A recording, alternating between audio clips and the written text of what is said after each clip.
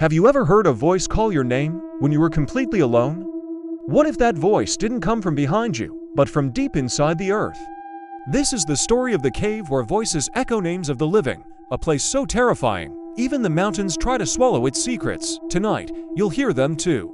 Our story begins in the high desert of New Mexico, far from any town, where the wind howls through jagged rocks like a warning. There's a place known only to locals, a dark hollow hidden behind dead junipers. No birds perch there, no animals enter. They call it the Living Echo. Legends say the cave calls out the names of those still alive. And once it does, your days are numbered. It was in the summer of 1997 when a geology student named Evan Morales decided to find the cave. He had heard the stories growing up that the cave mimics the living, not the dead, and that those who heard their own name inside would soon vanish without a trace.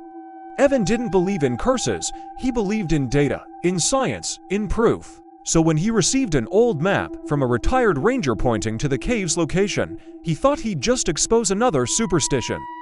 But what he found was beyond explanation. The footage you're about to hear is reconstructed from his recovered tape.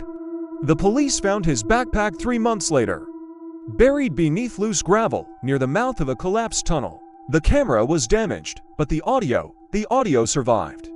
The recording begins with footsteps crunching over dry stone, and Evan's voice calm, confident, maybe even cocky.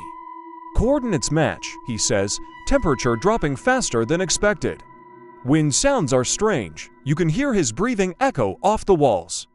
At first, it's just normal, a cavern, empty, still. But then, the echo changes. When Evan says hello, the response doesn't match. It doesn't repeat the same tone, it answers lower. Slower, almost alive. He laughs nervously. That's not how echoes work, he mutters.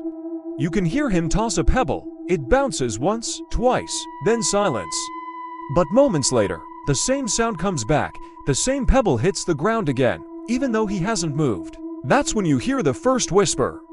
It's faint, almost a breath, a voice, saying his name. Evan, once, then again, slightly louder, from deeper inside. He calls out, thinking someone's playing a trick. Who's there? But the cave doesn't answer.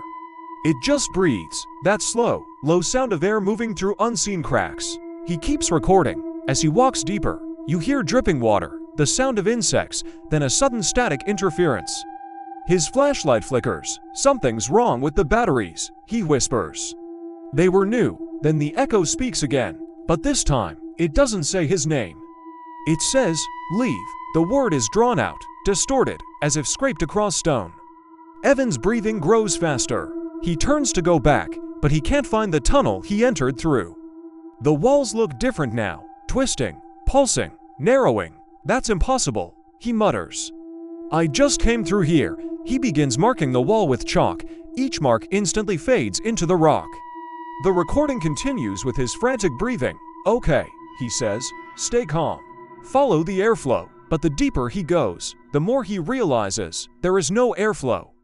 The air is dead, stale, heavy. Then, through the silence, the whisper returns. Not one voice now, but many, dozens, maybe hundreds. All calling names. Some are clear. Rachel, David, Samantha. Names of people Evan doesn't know. He listens closer, trying to understand, then freezes. One of the voices says his mother's name, then his own name again. But this time, it comes from right beside him. He spins around, light trembling, and for a moment the camera captures something, a faint figure pressed into the rock, like a face half melted into stone, mouth open in a silent scream. Then the light dies, only sound remains, scratching, breathing, and the voices. The next 10 minutes of the tape are chaos. His footsteps run, stumble, fall. You hear him sobbing, whispering please, then silence, a long, painful silence. Then, a single sentence, quiet but clear. It's still saying my name. When rescuers found the site months later, the cave had collapsed entirely. Locals say the mountain took him back, but hikers still report hearing something strange when passing near the ridge, whispers carried by the wind, repeating random names. Sometimes, those names belong to people in nearby towns. Sometimes, to the ones who hear them. One ranger claimed that during a routine patrol, his radio crackled, and through the static, he heard a whisper, his own name. He quit that same night and left the state. No one has officially reopened the area since. The last team that tried to map the region reported constant audio distortions in their recordings, echoes that didn't match their voices. One clip even captured a whisper saying, "You shouldn't be here." Some scientists argue it's just a natural acoustic anomaly, the shape of the cave amplifying specific frequencies to create the illusion of voices. But locals disagree. They believe the mountain remembers, that it keeps the names of those who disturb its silence. And every so often, a new name is added to the echo. So, if one night you find yourself near the deserts of New Mexico, and you hear your name carried on the wind, don't answer. Don't look back, and whatever you do, don't follow the sound. Because some echoes don't come from your voice. If you enjoyed this story and want more chilling tales like this, subscribe, hit the bell, and step deeper with us into the darkness, because the next story might call your name.